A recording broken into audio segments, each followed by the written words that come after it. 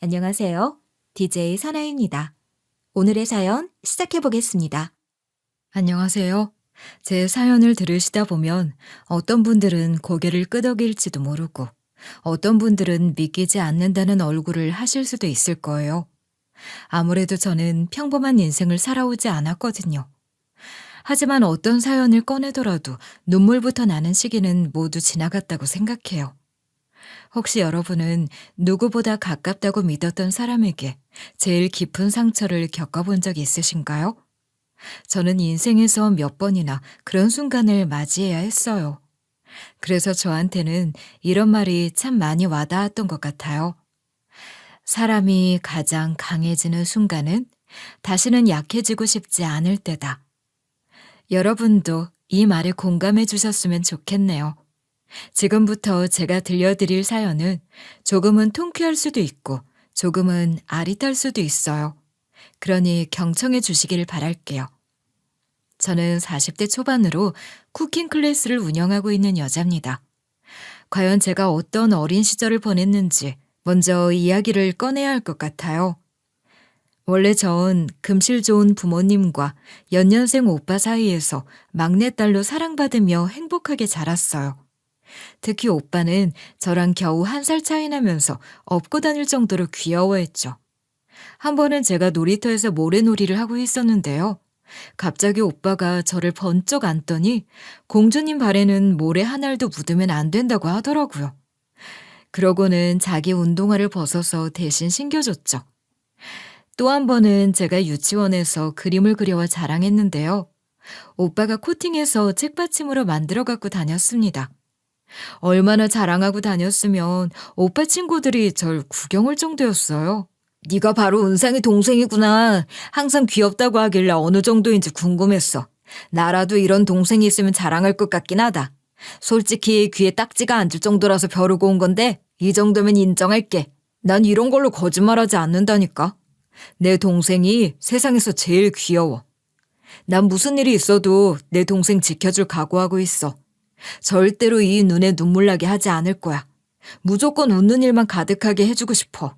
이러니 제가 세상에 무서운 게 있었겠나요? 전 온 세상이 제 발밑에 있는 줄 알았습니다. 하지만 이런 즐거운 일상은 생각보다 금방 막을 내리고 말았어요. 왜냐하면 제가 초등학교를 입학하려던 시점에 아빠가 바람을 피웠거든요. 심지어 엄마랑 시장에 갔다가 직접 목격했습니다. 사실 엄마는 어떤 나무를 사야 할지 고민하느라 발견하지 못하셨는데요. 하필이면 제가 아빠를 보고 반가운 마음에 엄마한테 저기 보라고 한 거예요. 그래서 엄마는 아빠가 상간녀의 뺨을 어루만지는 광경을 맞닥뜨리신 거죠. 그나마 엄마는 주변에 아는 사람을 마주하게 될까봐 큰 소리치지 않으셨어요. 하지만 지금까지도 엄마의 손이 부들부들 떨렸던 감각만은 선명하게 기억이 납니다. 그러고 나서 엄마는 아빠가 귀가하기만을 기다리시더라고요. 그리고 아빠가 문을 열고 들어오시자마자 손에 잡히는 대로 물건을 던지셨죠. 당신은 정신이 있는 거야, 없는 거야? 어떻게 애둘 아빠가 다른 여자랑 대놓고 데이트를 다닐 수 있어? 지금 나만 본 줄 알아? 은주가 먼저 보고 나한테 말해주더라. 창피하지도 않아? 그리고 또 당신이 아빠 자격이 있다고 생각해? 아빠는 잠깐 저를 보고 놀라시더니 뻔뻔하게 나오셨습니다. 오늘만 그런 거야. 평소에는 멀리 가서 데이트한다고. 나도 나름 가정을 지키고 싶단 마음이 있으니까 여태까지 당신한테 이혼하자는 말 없이 숨긴 거야. 사람 마음이라는 게 뜻대로 되는 게 아니잖아. 이미 사랑에 빠졌는데 어쩌겠어. 결국 엄마랑 아빠의 부부싸움은 전쟁처럼 일어났습니다. 난생 처음으로 접시가 벽으로 날아가 산산조각 나는 소리를 들었어요. 그리고 엄마는 아빠의 셔츠를 붙잡고 울부짖으셨죠. 하지만 아빠는 엄마를 달래주기는커녕 고개를 돌린 채로 한마디 말도 없이 담배만 피우셨어요. 솔직히 아빠가 집안에서 담배를 피우시는 모습도 처음 봤던 것 같아요. 얼마나 충격적이었는지 그날 밤 꿈에 나올 정도였어요. 그렇게 전 엄마와 아빠의 살벌한 언행을 마주하면서 겁먹고 울었습니다. 심지어 이 부부싸움은 하루로 끝나지 않았어요. 계속해서 아빠가 퇴근하고 집에 돌아오시면 엄마가 분노를 터뜨리셨죠. 그리고 제가 입을 틀어막고 흐느끼고 있을 때면 언제나 오빠가 귀를 막아주며 보호해줬습니다. 괜찮을 거야. 원래 사람들은 서로 싸우기도 하고 화해하기도 하면서 살아가는 거니까. 비록 이 싸움이 언제쯤 끝날지는 아무도 모르지만 은주 잘못은 없어. 절대로 너 때문에 시작된 거 아니니까 걱정하지 마. 오빠가 다정하게 위로해줄 때면 저절로 눈물이 멎었습니다. 그리고 진짜로 모든 일이 무사히 해결될 것 같은 착각에 빠질 수 있었어요. 하지만 엄마와 아빠 사이에는 이미 신뢰가 깨져버린 뒤였죠. 결국 엄마와 아빠는 이혼을 결심하셨습니다. 그리고 저는 엄마를, 오빠는 아빠를 따라가게 됐어요. 원래는 엄마가 오빠도 같이 키우기를 원하셨는데요. 오빠가 먼저 아빠랑 살겠다고 결정하더라고요. 은상이도 엄마랑 사는 게 낫지 않을까? 아무리 우리 집에서 네가 첫째라고 해도 아직 어리잖아. 아빠 출근하고 나면 네가 혼자 어떻게 지낼 수 있겠어. 그냥 엄마랑 같이 살자. 비록 지금처럼 넉넉하게 살지는 못하더라도 은주까지 셋이 오순도순 지내면 되잖아. 전 괜찮아요. 어차피 아빠 출근하실 때 저도 학교에 가면 돼요. 그동안 너무 감사했어요. 지금이 마지막이 되지는 않겠지만 언제 또 만날 수 있을지 모르니 말씀드릴게요. 엄마, 정말 사랑해요. 이때 오빠는 뭔가를 예감했던 걸까요? 저는 아무리 엄마랑 아빠가 헤어졌더라도 다시 만날 수 있을 줄 알았습니다. 하지만 엄마와 아빠는 워낙 사이가 나빠지셨기 때문에 이혼 이후로는 오빠와 아빠를 만날 수 없었어요. 솔직히 아직 어린 마음에 많이 그리워하기도 했습니다. 엄마 몰래 아빠 집 전화를 걸어본 적도 있었죠. 하지만 아무도 받지 않아서 목소리를 들을 순 없었어요. 게다가 엄마가 너무 속상해하셔서 더 이상 티를 낼 수 없었습니다. 그저 속으로 삭히는 방법을 알게 됐던 것 같아요. 그렇다고 해서 엄마가 본인의 역할을 소홀히 하셨다는 건 아니에요. 분명 혼자서 절 키워내기 위해 고군분투하셨거든요. 낮에는 아파트 청소 일을 다니셨고 저녁에는 동네 통닭집에서 일하셨어요. 심지어 주말에는 아파트 단지 옆에 있는 시장에서 좌판을 깔고 반찬도 파셨죠. 차마 저는 이런 엄마의 노력을 모른 척할 수 없었습니다. 그래서 엄마가 만류하시는데도 집안일을 정성껏 도와드렸어요. 은주야, 네가 뭘 이런 걸 도와. 엄마는 너한테 이런 거 바라지 않아. 혹시 엄마가 힘들어 보여서 그래? 사람들 다 이러고 살아. 그러니까 너무 마음 아파하지 마. 엄마는 그냥 네가 네 친구들처럼 해맑게 뛰어놀았으면 좋겠어. 전 이거 다 재밌어서 하는 거예요. 설거지하고 나면 얼마나 뿌듯한데요. 그리고 나중에 저도 엄마 같은 엄마가 되고 싶단 말이에요. 그때를 대비해서 미리 요리도 좀 배워놓는 거예요. 나중에 쓸모가 많잖아요. 특히 명절에 우리 모녀는 갈 곳이 없었기 때문에 서로를 위해 송편을 빚었습니다. 지금까지도 손꼽을 수 있는 행복한 추억이었죠. 제가 어릴 때부터 엄마는 손재주가 남다르셨기 때문에 송편을 꽃 모양으로 만들어주셨거든요. 그런데 사실 이 꽃 모양 송편은 저보다 오빠가 정말 많이 좋아했어요. 그래서 이렇게 송편을 빚을 때만큼은 엄마도 오빠에 대한 그리움을 숨기지 않으셨죠. 은상이 걘 잘 지내는지 모르겠다. 네 아빠가 새로운 여자를 만났다는 걸 알면서 왜 고집피워 따라갔는지 의문이야. 그냥 우리랑 살았으면 형편은 좀 어려웠겠지만 마음은 편했을 텐데. 이제 꽃 모양 송편 만들어줄 사람 없어서 어떡한다니. 엄마는 오빠를 추억하면서 눈가가 젖어 들어갔습니다. 하지만 아빠와의 자존심 싸움과 오빠가 엄마를 택하지 않았다는 배신감으로 직접 나서서 다시 만나러 가지는 않으시더라고요. 아무래도 엄마도 가슴 깊이 상처를 받으셨던 거겠죠. 그렇게 시간이 흘러 제가 고등학교 입학을 앞두고 있을 때였어요. 갑작스럽게 엄마가 뇌출혈로 세상을 떠나버리셨습니다. 거의 제 몸의 일부를 잃은 것처럼 슬퍼했던 것 같아요. 그런데 전 아직 어린 나이라서 의지할 곳이 필요하잖아요. 어쩔 수 없이 전 고민을 거듭하다가 용기 내 아빠와 살던 집을 찾아갔습니다. 그런데 오빠는 없고 아빠는 이미 낯선 여자랑 재혼해 있더라고요. 심지어 아빠는 저를 반갑게 생각하지 않으시는 것 같았어요. 이렇게 갑작스럽게 찾아오니까 당황스럽구나. 그동안 연락 한 통 없었잖아. 이제 우리 각자의 인생을 사는 줄 알았네. 아빠는 이미 새로운 가정을 꾸렸어. 예전 같은 모습을 기대한다면 실망하게 될 거다. 아무리 소식도 모르고 살아온 세월이 있었다고 해도 아빠와 딸이잖아요. 설마 이렇게 떨떠름하게 대하실 줄은 몰랐습니다. 그나마 엄마가 세상을 떠나 저 혼자 살아야 한다고 하니 집에 들여보내주시긴 하더라고요. 그런데 이번엔 계모가 절 못살게 굴기 시작했어요. 넌 나한테 고마워해야 돼. 만약 내가 격렬하게 반대했으면 네가 이 집에 들어올 수 있었을 것 같아? 절대로 아니야. 괜히 거슬리게 만들지 말고 알아서 눈치껏 행동해라. 조금이라도 신경 쓰이게 만들면 바로 회초리 들 줄 알아? 분명 집이라는 공간은 이 세상 어디보다도 편안해야 하잖아요. 하지만 전 집에만 있으면 숨이 턱턱 막히는 기분이 들었습니다. 그리고 도대체 왜 집에 오빠가 없는지 물어보기도 했는데요. 언제나 정확한 대답을 들을 수 없었어요. 혹시 우리 오빠는 어디 간 거예요? 분명 아빠랑 같이 살겠다고 했거든요. 뭐 들으신 거 따로 없으세요? 항상 저랑 각별했기 때문에 오빠가 어디서 뭘 하고 있는지 궁금해요. 얼굴도 많이 보고 싶고요. 그걸 네가 알아서 뭐하게. 이제 와서 네 핏줄이 당겨? 그립고 찾고 싶어? 그러면 진작 연락하고 지냈어야지. 과연 네 오빠가 널 반겨줄까? 괜히 시덥지 않은 소리 하지 마. 앞으로는 이런 거 물어보면 저녁 굶을 줄 알아? 물론 대답을 듣지 않더라도 계모의 언행을 보면 오빠가 못 버텼을 거라고 추측할 수는 있었습니다. 결국 저 역시 제 발로 집을 나오게 됐어요. 그리고 고등학교조차 자퇴한 채로 기숙사가 있는 공장에 들어갔죠. 스스로 밥 벌어먹고 살려면 어떻게든 방법을 찾아야 했으니까요. 그렇게 시간이 흐르면서 20대 청춘도 공장에서 단조롭게 굴러가나 싶었는데요.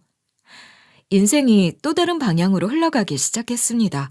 바로 공장 근처에 도시락 배달을 다니던 청년이 저에게 호감을 드러내기 시작한 거예요. 은주야, 저 친구가 너만 유심히 보고 가는 것 같지 않아? 매번 너랑 눈 마주치려고 노력하던데. 한번 잘 만나보는 게 어때? 아직 젊은데 공장에만 눌러 사는 거 너무 아깝잖아. 지난번에 보니까 착실하고 사람이 괜찮아 보이더라고.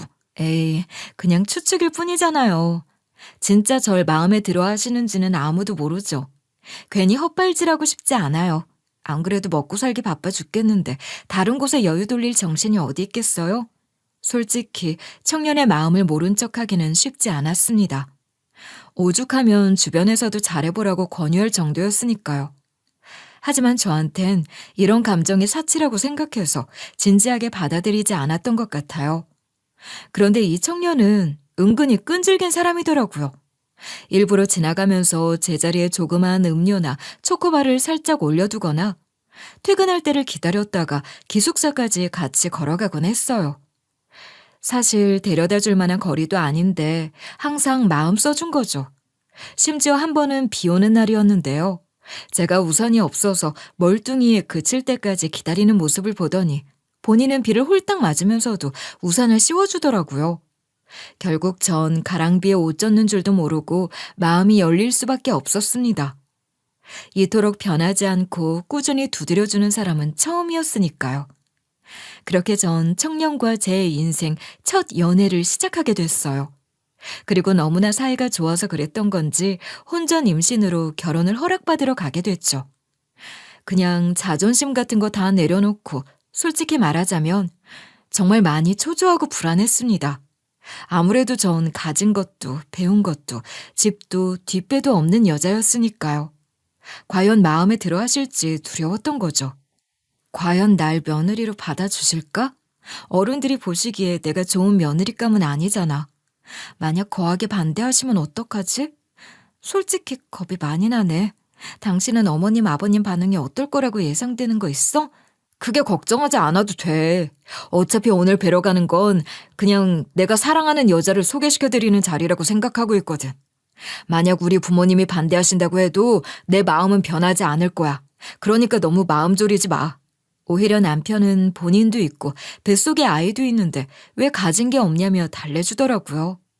하지만 아무리 괜찮을 거라는 격려를 들어도 긴장됐습니다. 그런데 아니나 다를까. 시부모님은 절 못마땅하게 여기는 기색이 역력하셨어요. 아예 시어머니는 저를 쓱 훑어보시더니 한숨부터 내쉬셨고요. 차를 내주시면서도 컵을 툭 소리나게 내려놓으셨습니다. 특별히 절 타박하지 않으셔도 눈빛만으로 기선제압되는 것 같았죠. 그리고 시아버지는 노골적으로 마른 세수를 반복하셨습니다. 누가 봐도 심기가 불편해 보이시더라고요. 이미 임신까지 했다는데 뭐 어쩌겠니. 이제 와서 우리가 허락하고 말고 할 게 있어? 사람 일이라는 게 원래 계획만으로 이루어지지는 않으니까 우리도 받아들여야겠지. 설마 내가 이렇게 허무하게 할머니가 될 줄은 몰랐다. 만약 제 뱃속에 아이가 없었더라면 격렬하게 반대하셨을 게 분명했습니다. 그렇게 전 환영받지 못하는 결혼을 했기 때문에 지원이나 분가는 감히 기대할 수도 없었어요. 자연스럽게 합가해서 신혼을 시작하게 된 거죠. 솔직히 마냥 편안하지는 않았습니다. 그래도 외롭게 지내다가 가족이 생겼다고 하니 기쁘긴 하더라고요. 아무리 시부모님이 하나부터 열까지 구박하시더라도 남편이 다정하게 대해주니 이겨낼 수 있었어요. 너 혹시 내가 임산부라고 특별 대우해 주길 바라는 거야? 그래서 일부러 배 내밀고 다녀? 내가 갑자기 할머니 되는 것도 황당해 죽겠는데 네 비위까지 맞춰줘야 돼? 왜 눈은 똑바로 뜨고 쳐다봐? 어머니, 그게 무슨 말씀이세요? 일부러 배 내밀고 다니는 게 아니라 자연스럽게 배가 나오고 있는 거죠. 마냥 마음이 가는 며느리가 아니라고 해도 제가 사랑해서 데려온 여자예요. 이 뱃속에 제 아이도 있고요. 제발 눈치 좀 주지 마세요. 남편은 아침마다 제가 입덧으로 고생하면 따뜻한 미음을 끓여서 직접 침대까지 가져다 줬습니다. 그리고 시어머니가 뭐라고 할까봐 본인이 나서서 집안일을 처리했어요. 그리고 퇴근하고 나서 제 발이 부어있는 것 같으면 물수건으로 닦아줬죠. 언제나 제 곁을 듬직하게 지켜줘서 의지가 되더라고요. 하지만 이런 일상은 오래가지 못했습니다. 분명 저랑 연애하기 전에는 제 마음 얻기 위해 뭐라도 할 것처럼 굴더니 제가 임신하고 나서 슬슬 살이 찌기 시작하니까 변심하는 것 같더라고요. 원래는 같이 드라마를 보면서 하하호호 떠드는 게 즐거운 취미였는데요. 언젠가부터 리모컨을 빼앗아 스포츠 채널로 돌려버렸어요. 그리고 제가 무거운 짐을 들지도 못하게 하던 사람이 모르는 척 지나쳐버리기 일쑤였죠. 심지어 제 생일은 아예 잊어버리고 외박해버렸습니다. 또 제가 몸이 좋지 않아서 하루 종일 누워있는데도 너무 게으른 거 아니냐면서 타박하더라고요. 살찌는 사람들은 다 이유가 있는 것 같다니까. 당신 그렇게 임신 핑계로 빈둥거리고 있을 거야?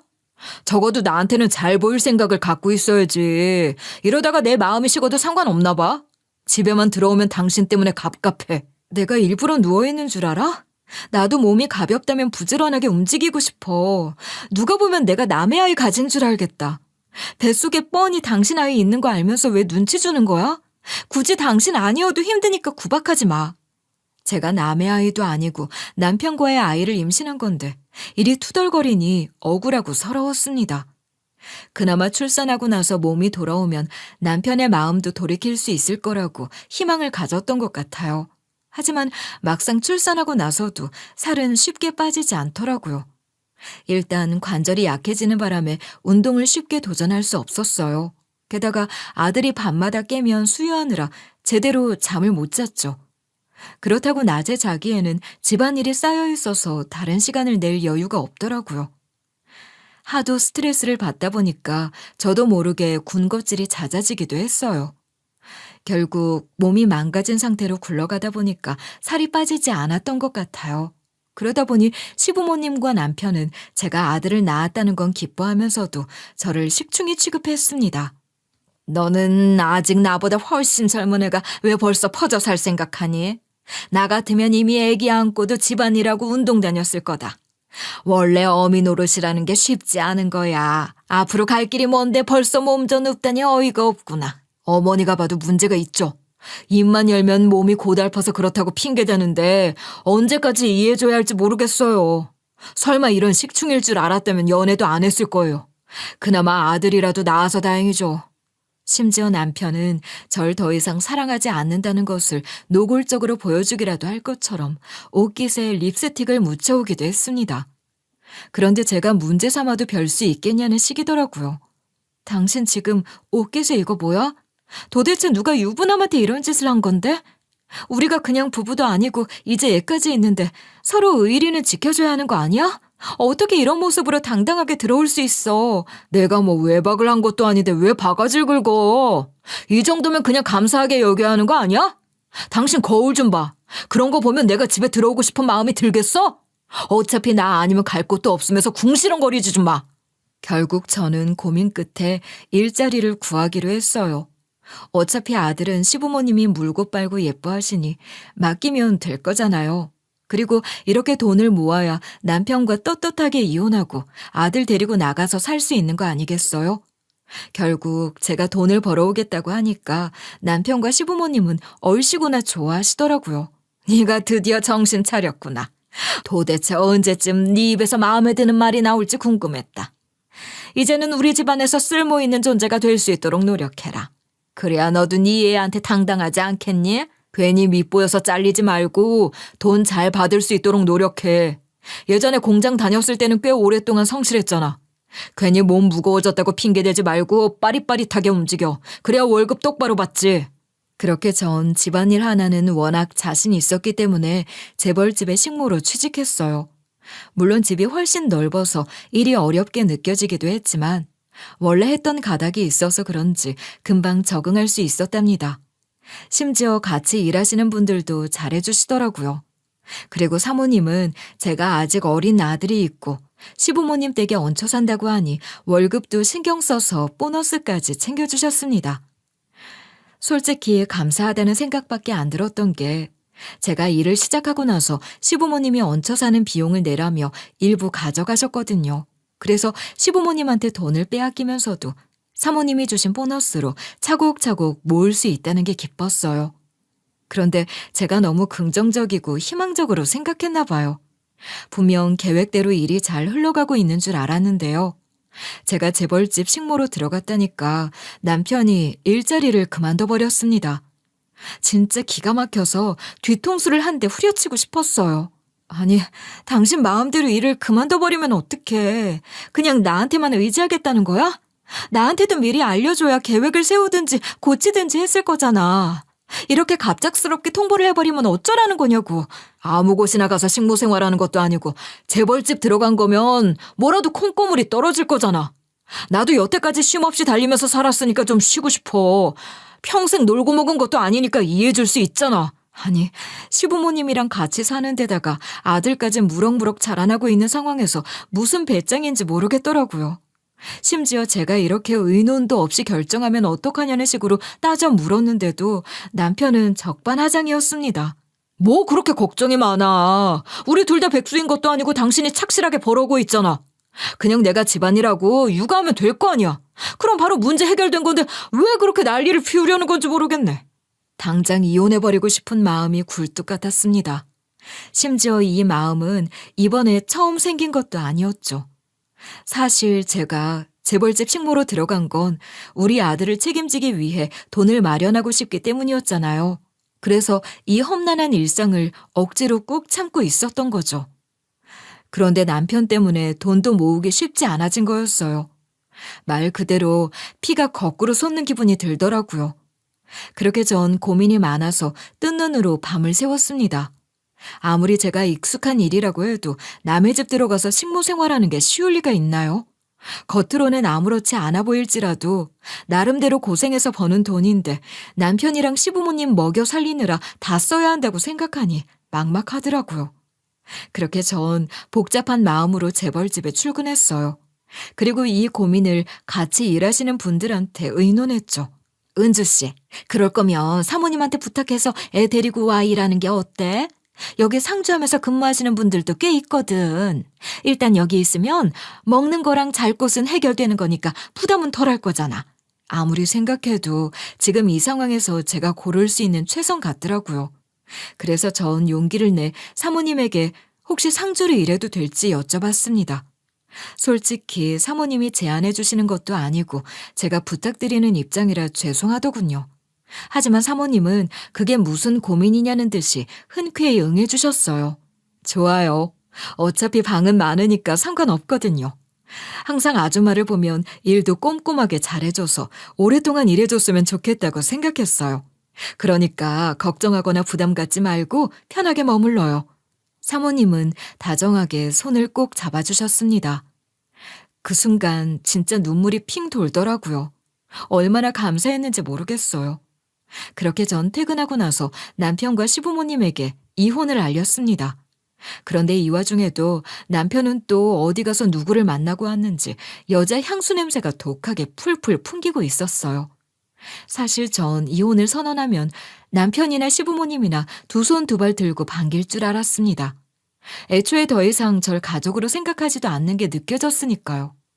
그런데 남편과 시부모님은 얼굴이 굳어져 버리더니 격렬하게 반대하더라고요. 갑자기 무슨 이혼이야? 그렇게 사람이 책임감이 없어도 되는 거야?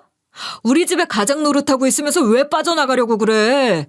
지금까지 먹고 살게 해줬으니 당신도 우리를 책임져야 하는 거라고. 괜히 도망칠 생각하지 마. 그래. 안 그래도 마음에 들지도 않는 며느리 여태까지 머물게 해줬는데 돈 좀 벌게 되니까 냅다 튀겠다는 거냐? 어디 이혼이 쉬운 줄 알아? 일부러 너 좀 힘들다고 생색내는 거지? 절대로 네 뜻대로 순순히 갈라서는 건 안 돼. 과연 제가 얼마나 황당했을지 예상이 가시나요? 그동안 절 식충이 취급하더니 이제는 통장 취급하려는 거였어요. 당연히 저는 뜻대로 당해줄 생각이 없었죠.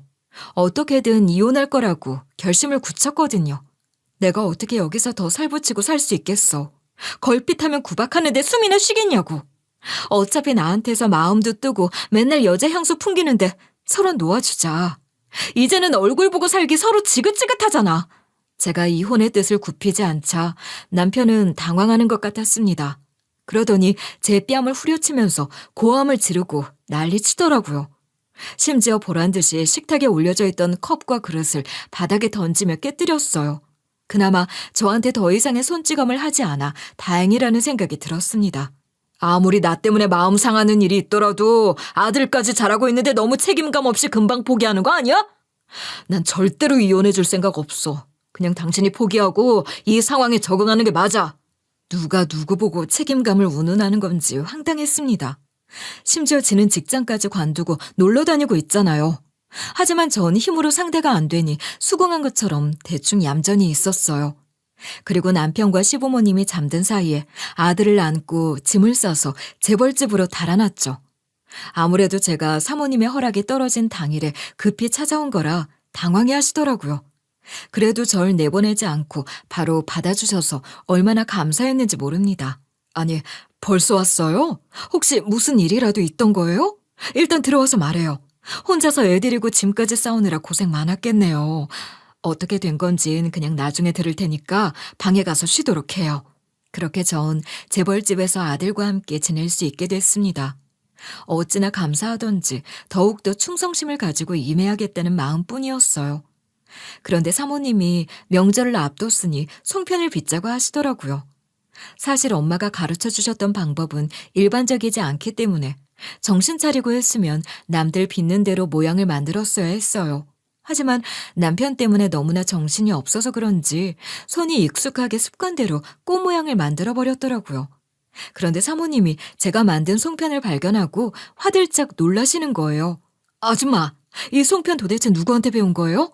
이 꽃 모양 송편을 어떻게 하세요? 아직도 배울 수 있는 곳이 있는 건가요? 얼른 좀 말해봐요. 설마 직접 생각해서 만드신 건 아니죠? 아무래도 제가 보편적이지 않은 모양으로 송편을 빚었기 때문에 지적받는 줄 알았습니다. 벌써부터 사모님의 눈밖에 나면 안 되니까 바로 죄송하다고 고개를 조아렸죠. 그런데 사모님은 오히려 눈을 크게 뜨시면서 어떻게 배운 거냐며 연신 캐물으시더라고요. 이건 이미 세상을 떠나신 엄마가 가르쳐 주신 거예요. 원래 손재주가 좋으셨거든요.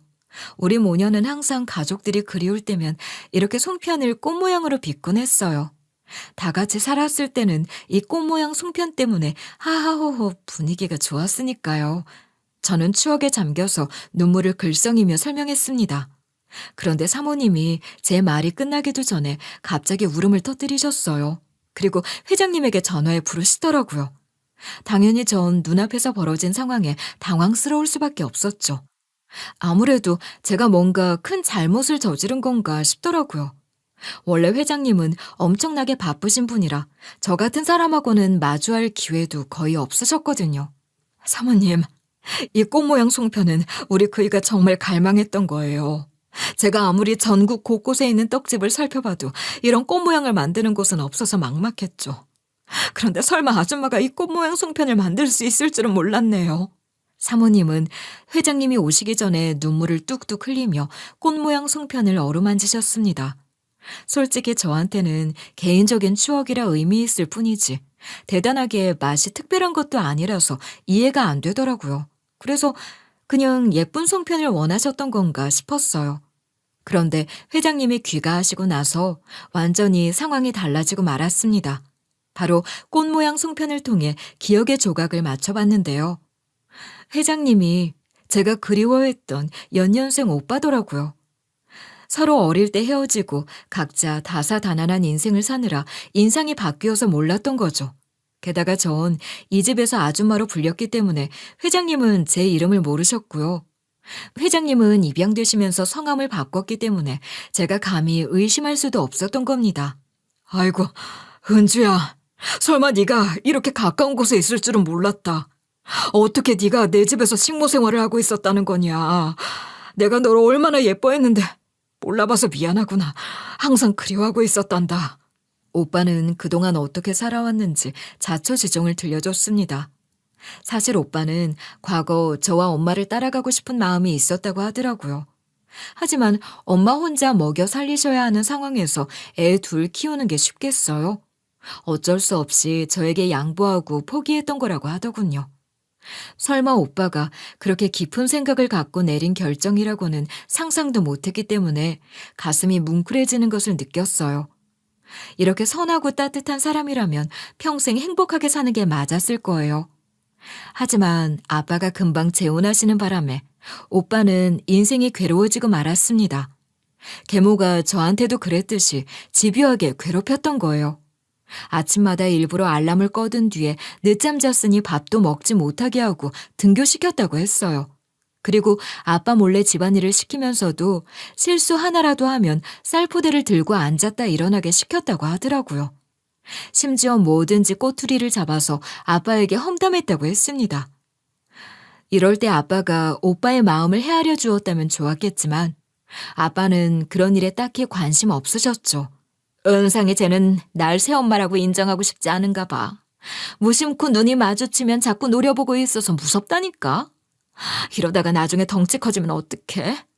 아직 어릴 때 기강을 잡아놔야 하는 거 알지? 당신이 좀 혼내. 은상이 너 계속 이러면 같이 못 산다.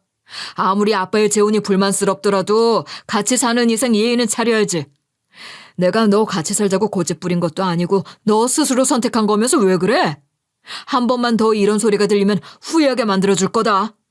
아빠까지 제대로 상황 파악하지 않고 계모의 편을 들었으니 오빠가 얼마나 외로웠겠어요. 그때라도 엄마랑 제 곁으로 왔으면 좋았겠지만 오빠는 부담 주고 싶지 않았던 겁니다. 저보다 겨우 1살 많았던 오빠가 얼마나 마음고생했을지 생각하니 마음 아프더라고요. 그렇게 오빠는 성인이 될 때까지 최대한 버티고 싶었지만 어느 날 계모가 임신했다는 것을 알고 가출할 수밖에 없었다고 해요. 여태까지 계모의 자식이 없었을 때도 못 살게 굴었는데 친자가 태어나고 나면 얼마나 고달프게 만들겠어요. 그렇게 오빠는 보육원에 입소했고 학업에 충실한 덕분에 운이 좋게 입양될 수 있었다고 하더라고요. 이제부터 아픈 기억은 모두 잊고 우리 부부의 아들로서 행복하게 살아보자. 그동안 외롭고 두려웠지? 다시는 그럴 걱정하지 않아도 돼. 비록 내가 배 아파서 널 낳지는 않았지만 가슴으로 진정 아들이라고 생각할 거야. 절대로 이 은혜 잊지 않을게요. 무조건 보답할 수 있도록 노력할 거예요. 절 가족으로 받아주셔서 정말 감사합니다. 다시는 가족의 품 안에서 살아가지 못할 거라고 생각했어요. 이제는 다시 웃을 수 있을 것 같아요. 그렇게 오빠는 입양해주신 양부모에게 효도하고 보답하기 위해 정말 치열하게 살아왔다고 했습니다. 덕분에 자수성가를 이룰 수 있었죠. 물론 저랑 엄마를 찾고 싶은 마음도 있었다고 해요. 하지만 겨우 여유를 찾았을 때는 이미 엄마가 세상을 떠난 뒤였죠. 사모님 역시 오빠가 마냥 넉넉하지 않던 시절부터 곁을 지켜준 고마운 여자라고 소개하시더라고요. 어쩐지 저한테 베풀어 주시는 마음도 남다르셨잖아요. 분명 오빠가 거짓으로 소개하는 것이 아니라고 확신할 수 있었습니다. 그동안 오빠는 양부모에 대한 예의를 다하기 위해 엄마랑 제 이야기를 최대한 삼갔대요. 하지만 가끔씩 술이 들어가는 날이면 꽃 모양 송편을 그리면서 그리움을 토로했다고 하더라고요. 우리 엄마는 손이 정말 고운 분이셨어. 덕분에 엄마 손으로 나오는 것들은 모두 아름다웠던 것 같아. 특히 난 꽃 모양 송편을 좋아했는데 꼭 명절이 아니더라도 먹고 싶다고 고집 부리기도 했어. 다시는 먹어볼 수 없겠지? 내 인생에 딱 하나 남은 소원이야. 그렇게 저랑 오빠는 서로 얼싸안고 눈물의 재회를 이루었습니다. 오빠만 엄마를 그리워한 게 아니야. 엄마도 항상 꽃 모양 송편을 만들면서 오빠를 그리워하셨어. 왜 이렇게 우리는 늦게 만나야 했을까? 진작 서로 얼마나 사랑하는지 알 수 있었다면 좋았을 텐데. 차라리 그때 내가 왜 아빠를 따라가려고 했는지 말씀드릴 걸 그랬나 보다. 절대로 엄마가 밉거나 덜 사랑해서 아빠를 선택한 게 아니었는데. 설마 이렇게 빨리 돌아가실 줄은 몰랐어. 언젠가 내 마음을 말씀드릴 수 있을 줄 알았지. 엄마 역시 오빠를 그리워하셨다는 사실을 알려주니 오빠는 가슴을 치며 슬퍼했습니다. 제 마음에도 엄마가 세상을 떠나시기 전에 오빠가 일부러 아빠를 따라갔다는 것을 아셨으면 좋았겠다는 아쉬움이 남더라고요. 그건 오빠가 엄마와 저한테 줄 수 있었던 따뜻하고 속 깊은 배려였으니까요. 그리고 나서 오빠는 제가 왜 아들을 데리고 짐까지 싸들고 재벌집에 상주하게 됐는지 자초지종을 물었어요. 이제는 온전히 의지할 수 있는 구석을 찾아서 그런지 마음이 놓이더라고요. 그렇게 전 울먹이면서도 차분하게 대답했는데요. 오빠가 그토록 얼굴을 찌푸리면서 억지로 분노를 참는 모습은 처음 봤어요. 분명 어린 시절에도 오빠가 부정적인 감정을 얼굴에 드러낸 적은 없었거든요. 은주야, 내가 무조건 도와줄 테니까 걱정하지 마. 이제는 네가 내 하나뿐인 동생 은주라는 걸 알게 된 이상 그 집으로 돌려보낼 수 없어. 무조건 후회하게 만들어줄 거야. 넌 네 아들 데리고 행복하게 살아갈 준비만 하면 된다. 오빠가 든든하게 제 편이 되어주니 고마웠습니다. 그리고 오빠는 힘이 있는 만큼 적극적으로 도와주겠다고 약속했어요. 사모님 역시 상냥하게 절 위로해 주셨죠. 이제는 친정을 되찾은 거나 다름없으니 그냥 의지해요. 우리 그이가 꿈에서도 보고 싶어 하던 동생인데 가만히 두고 볼 수 없죠. 무조건 우리는 최선을 다해 일상을 되찾을 수 있도록 도울 거예요. 그러니까 아무런 걱정하지 말아요. 그렇게 전 오빠 덕분에 무사히 남편과 이혼할 수 있었습니다. 단순히 서류상으로 갈라섰다는 의미만이 아니었고요. 오빠가 확실하게 뒷조사를 의뢰해서 남편이 상간녀를 두었다는 증거까지 확보해줬어요. 아주 그냥 저 몰래 호텔을 전전하면서 여행도 다니고 난리도 아니었더라고요. 그래서 전 남편과 상간녀 모두에게 위자료를 청구했어요. 역시나 남편은 어떻게 이럴 수 있냐면서 길길이 날뛰었죠. 너 진짜 은혜도 몰라? 어떻게 위자료까지 요구할 수 있어? 내가 아예 다른 살림 차렸던 것도 아니고 그냥 데이트 몇 번 다녔을 뿐인데 이게 맞아? 진짜 소름 끼칠 정도로 무섭다. 이렇게 돌아올 줄은 몰랐어. 그래도 내가 너 데리고 살았던 남편이잖아. 이래서 집안에 여자가 잘 들어와야 하는 거다. 설마 이렇게 뒤통수 칠 거라고 누가 알았겠어? 우리 가족 풍비박산 내고 가버릴 거면 차라리 네 아들만은 내놓고 가라. 우리한테 하나뿐인 손자인데 빼앗길 수 없어. 제가 낳은 제 아들인데 무슨 빼앗긴다는 소리를 하시는 거예요? 괜히 고집 피우실 생각하지 마시고 어머님 아들이나 교육 똑바로 시키세요. 어떻게 이 나이 먹고 책임감 없이 여자나 만나러 돌아다녀요? 이런 집에 우리 아들 두고 갈 수 없어요. 남편과 시어머니는 목에 잔뜩 핏대가 설 정도로 분노했습니다. 하지만 전 표정 하나 바뀌지 않고 놀려줬어요. 그리고 아들은 역시나 제가 키우게 됐죠. 아들 역시 남편보다는 제 품에 안기는 것을 더 편안하게 느끼는 편이었기 때문에 다행스러운 결과였습니다.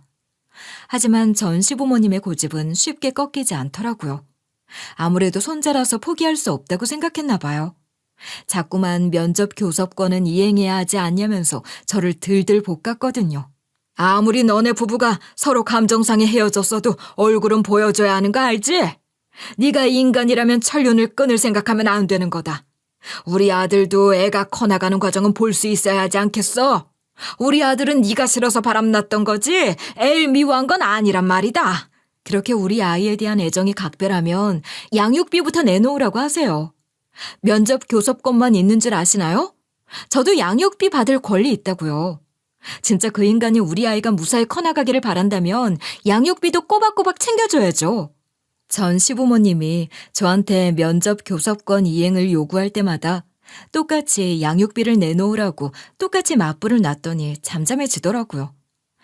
그렇게 입을 나불댔으면서 정작 양육비는 아까웠나 보죠. 솔직히 예상하기는 했지만 진짜 조용해지니까 우스웠습니다. 사실 전 오빠랑 다시 만나 인연을 이어가게 된 만큼 양육비가 엄청 다급하지는 않은 편이에요. 그래서 면접 교섭권을 가지고 헛소리가 나올 때마다 양육비를 무기로 사용하려고 해요. 애초에 전 시부모님만 저렇게 날뛰고 있을 뿐이지 전 남편은 우리 아이가 어떻게 지내는지 궁금해하지도 않거든요. 그저 전 시부모님의 미련이자 고집일 뿐이라고 생각해요.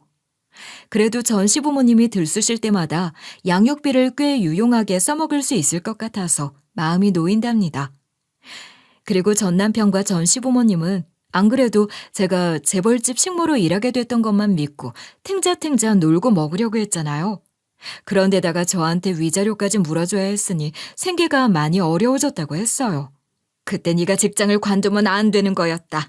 괜히 며느리만 믿고 우리가 경솔하게 결정했나 봐. 설마 노년에 이 고생을 다 하게 될 줄은 몰랐구나. 차라리 며느리가 이혼하자고 했을 때 깔끔하게 갈라서 줄 걸 그랬나 보다. 결국 전 남편과 전 시부모님은 먹고 살기 위해 길거리로 나올 수밖에 없었다고 했습니다. 우선 전 시부모님은 새벽부터 동네 뒷골목을 돌며 폐지를 주워다 팔고 있고요. 전 남편은 식당 뒷일을 하면서 그릇 닦고 음식물 쓰레기 치우는 일을 하고 있대요. 얼마나 고생스러우면 손가락에 물집 잡히고 허리 삐끗하는 경우가 허다하다고 하더라고요. 하지만 이런 자리마저도 어렵게 구했기 때문에 쉬는 건 감히 꿈도 꾸지 못했죠. 게다가 전 시아버지는 술을 참 좋아하시는 분이었는데요. 이제는 소주 한 병 사는 것도 부담스러운 처지가 됐기 때문에 공원을 돌아다니면서 취객들이 남긴 게 있나 없나 확인할 지경이라고 했어요. 차라리 이 기회에 끊으시는 것도 나쁘지 않을 텐데 도저히 포기하실 수 없나 봐요. 결국 이런 구질구질한 처지를 참을 수 없었던 전 남편은 저한테 손을 내밀면서 절절하게 호소했죠. 우리 다시 잘해보면 안 될까? 한번 가족은 영원한 가족이잖아. 우리 사이에 애도 있는데 이렇게 허무하게 흩어지는 건 말이 안 돼. 이번엔 진짜 분가해서 알콩달콩 살아보자. 난 당신이랑 우리 아들만 있으면 돼. 예전엔 철이 없었다고 생각해줘. 이제는 분가든 합가든 상관없어. 그냥 당신이라는 사람 자체에 정이 떨어졌다는 걸 몰라? 지금 좀 몸이 힘드니까 내가 그리운가 본데 당신은 언제든지 쓰레기가 될 수 있는 사람이야. 다시는 돌아가고 싶지 않아. 전 남편은 염치 없이 저에게 눈물로 재결합을 요구했습니다. 하지만 전 동정심도 생기지 않아서 딱 잘라 거절해버렸어요. 아이의 콧방귀까지 시원하게 뀌니까 전 남편도 포기하는 것 같더라고요. 이제는 더 이상 전 남편에 대한 어떤 정도 남아있지 않았으니까요. 그리고 전 지금 오빠가 구해준 집으로 독립해서 아들과 함께 살고 있어요. 솔직히 둘이 살아가는 거니까 커다란 집은 필요 없었는데 오빠가 많이 신경 써줬답니다. 아무래도 제가 힘들게 살아온 걸 알아서 마음 아파하는 것 같더라고요. 그리고 전 오빠한테 생활비까지 도움받고 있기는 한데요. 얼마 전에 제 이름을 걸고 쿠킹 클래스도 오픈했습니다. 하루빨리 자리를 잡고 안정적으로 수입을 벌어들이게 되면 당당하게 오빠의 도움을 거절하고 싶어요. 왜냐하면 오빠는 어릴 때부터 저에게 건네준 사랑만으로도 과분한 존재거든요. 그리고 올케 언니 역시 친언니처럼 상냥하게 대해주셔서 정말 고맙게 생각하고 있어요.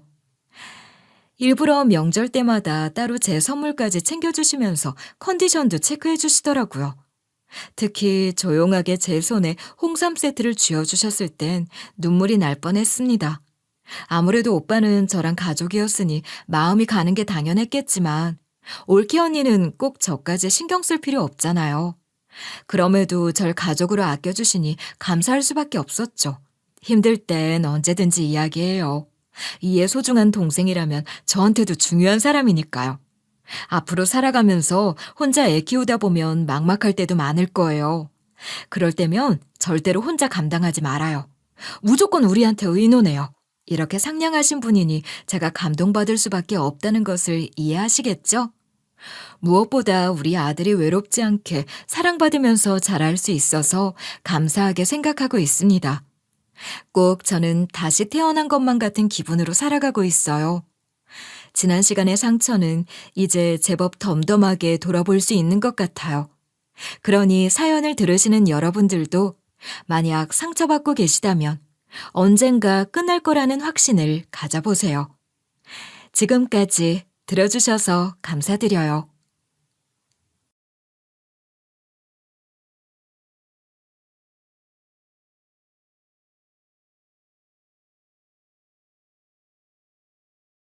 안녕하세요. DJ 현희입니다. 오늘의 사연 시작하겠습니다. 안녕하세요. 여러분 혹시 이런 생각 해보신 적 있으세요?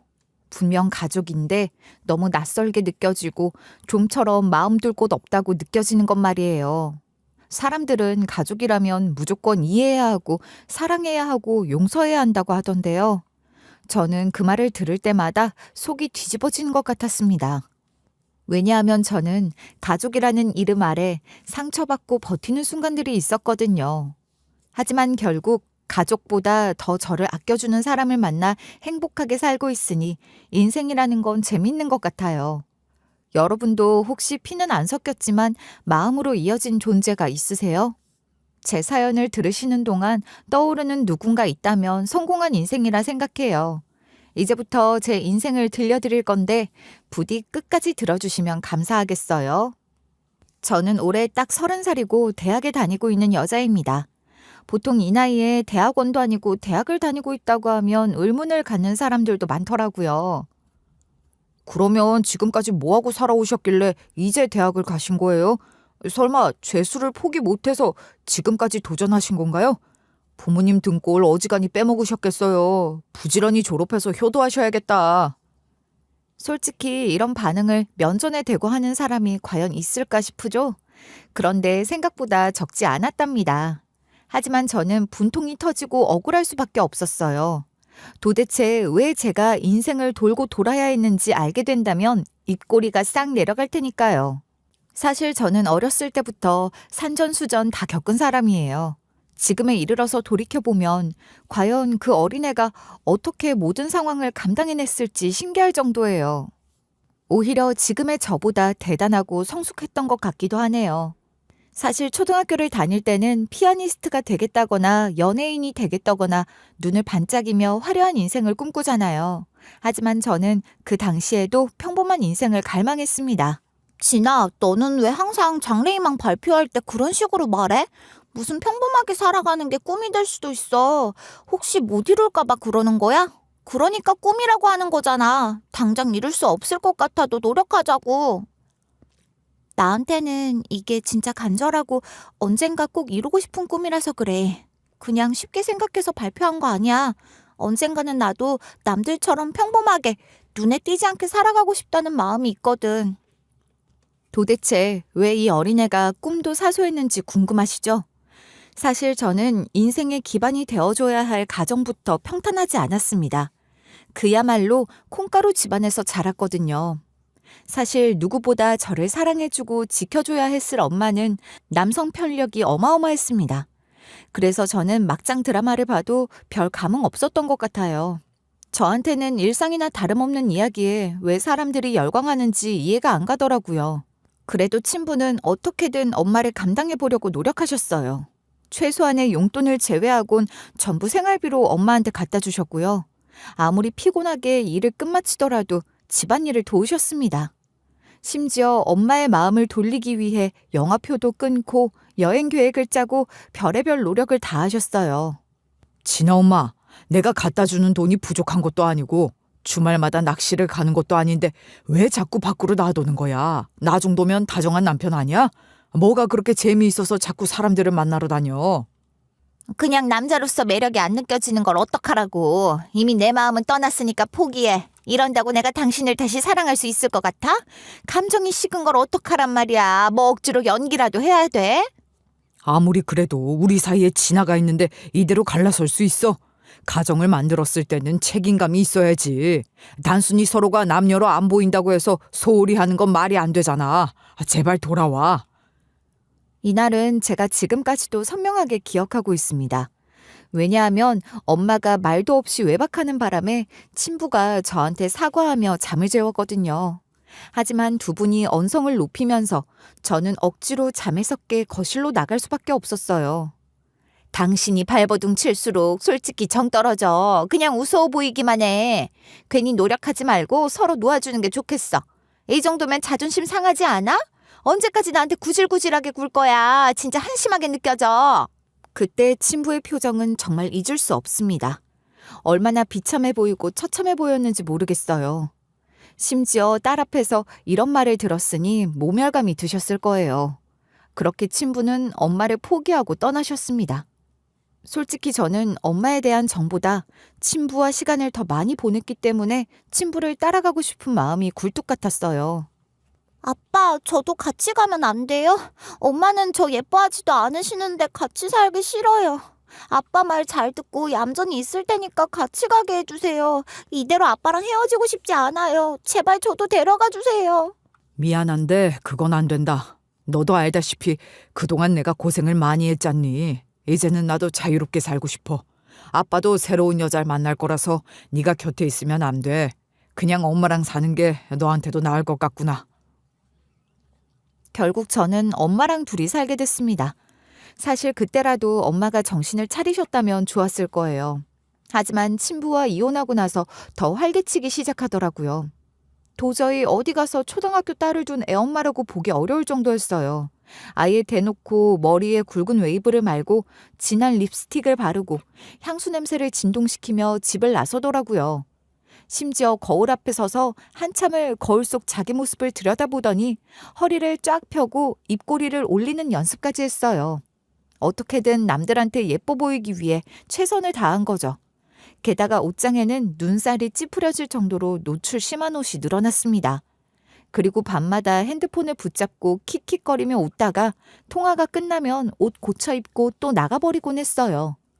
맹세코 과장하지 않고 하루에 저랑 눈이 마주치는 건 5번도 안 됐던 것 같아요. 그마저도 짜증 섞인 얼굴로 짐덩어리 취급했죠.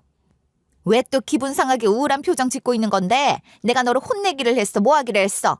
너도 네 친구들이랑 뛰어놀고 다니듯이 나도 내 행복 찾는 것뿐이야. 한참 기분 좋았는데 너 때문에 이게 뭐야? 심지어 엄마는 하도 여럿을 동시에 만나다 보니까 누구 피를 물려받았는지도 알지 못하는 10살 어린 동생까지 나왔습니다. 당시 저도 아직 초등학생이었는데 어쩔 수 없이 동생을 돌보는 일에 동원될 수밖에 없었어요. 솔직히 처음에는 엄마가 강요하니까 혼나지 않으려고 억지로 한 거였습니다. 하지만 어느 순간부터는 엄마가 종용하지 않아도 저 스스로 동생을 업고 다니거나 챙기게 되더라고요. 혹시나 동생이 새벽에 칭얼거리다가 깨면 인형을 옆에 눕혀서 달래줬어요. 그리고 분유를 타느라 주방에 불을 켜고 혼자 바쁘게 움직였답니다. 어린 마음에 혼자 간식값을 아꼈던 적도 있었어요. 나중에 동생 위해서 모아두고 싶었거든요. 그렇게 제 또래 친구들이 놀이터에서 그네 타고 있을 때 저는 동생 체온기를 재고 해열제를 챙기고 있었던 거예요. 하지만 억울하다는 감정은 크게 없었던 것 같아요. 지금 생각해보면 외롭고 혼란스러운 집에서 동생을 유일하게 저랑 같은 처지라고 느꼈던 겁니다. 너는 언니가 지켜줄 테니까 걱정하지 마. 얼른 무럭무럭 자라서 언니랑 대화 좀 해줬으면 좋겠다. 하도 입을 다물고 살다 보니까 말하는 법을 까먹을까 봐 걱정이거든. 10살이나 차이 나서 내가 재미없을지도 모르지만 잘 부탁해.